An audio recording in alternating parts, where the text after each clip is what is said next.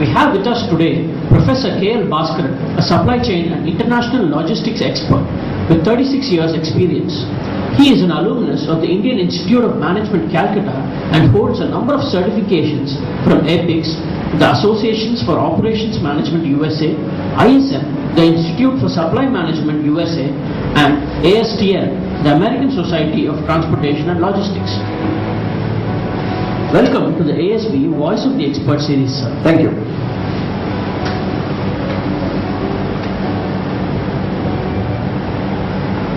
In a recent report on industrial production by the United Nations Industrial Development Organization, India has been ranked among the top 10 countries globally.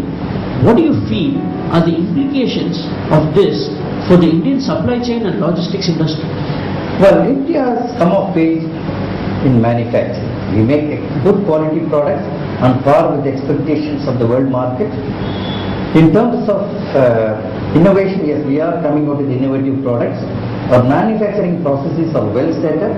We have invested a lot in the capital equipment for manufacture.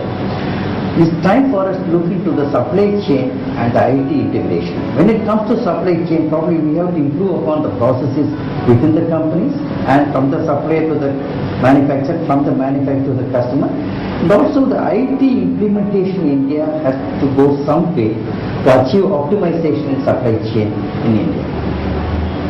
Now that you mention IT, what are your views on the integration of IT in supply chain? IT till now in India has been mostly used for transaction processing. We have to come out of this and use IT for this as a decision support system.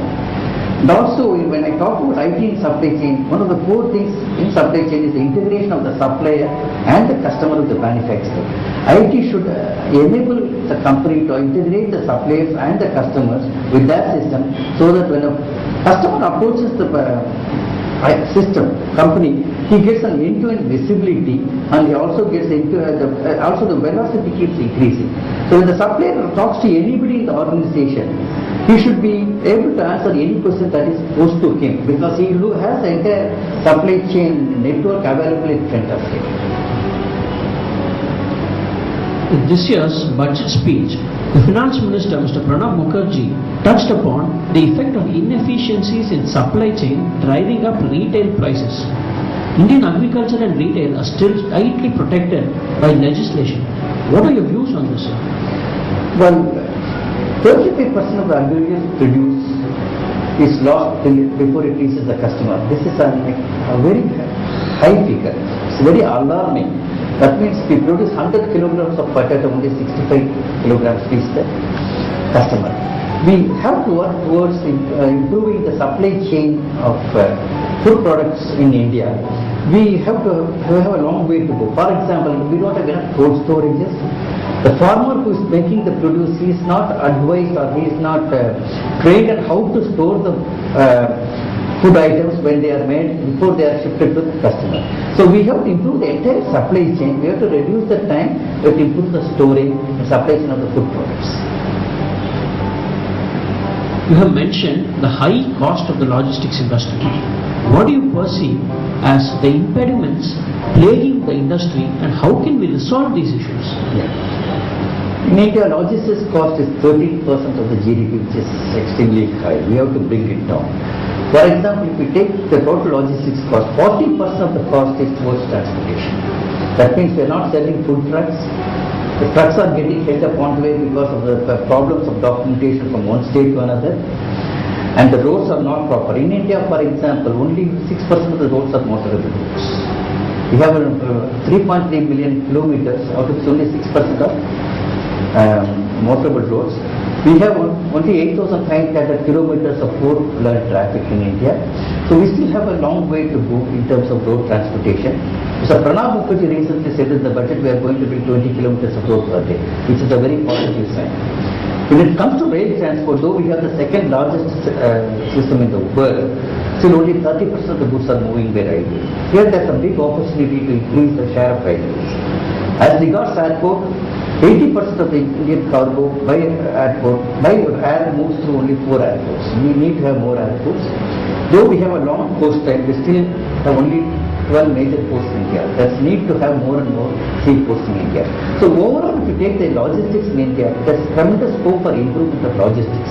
When it comes to warehousing, again, we are not using the latest equipments. We still are, the equipments are loaded and unloaded manually and stored manually. We have to go in for automated equipments. So what are the job opportunities in the logistics industry? Over the next 10 years, I foresee that there will be 5 million jobs in the logistics industry. Now, in India, the outsourcing is only 18% in logistics. There's a tremendous scope to improve the outsourcing. So we need to have a lot of managers who manage the outsourcing. So I urge all the students to take up supply chain management and logistics as a core function, and then try to learn a lot in supply chain and logistics areas. So, how does an aspiring supply chain management professional keep himself abreast of the latest developments in this field? I would strongly recommend that the professionals do some certification courses available both in India and abroad. These certification courses are designed in such a way that they have a shelf life. So periodically they have to go and recertify themselves. So when they go for recertification, the syllabus would have changed by the time, because these syllabuses keep changing based on what is happening in the industry. By doing these certification courses and getting recertification done, these professionals can upgrade their knowledge. Dr. Bhaskaran, it has been a pleasure talking to you. Thank you very much. This is our Hareesh Narayanan, postgraduate program and management student at Asian School of Business, Trivandrum, signing off.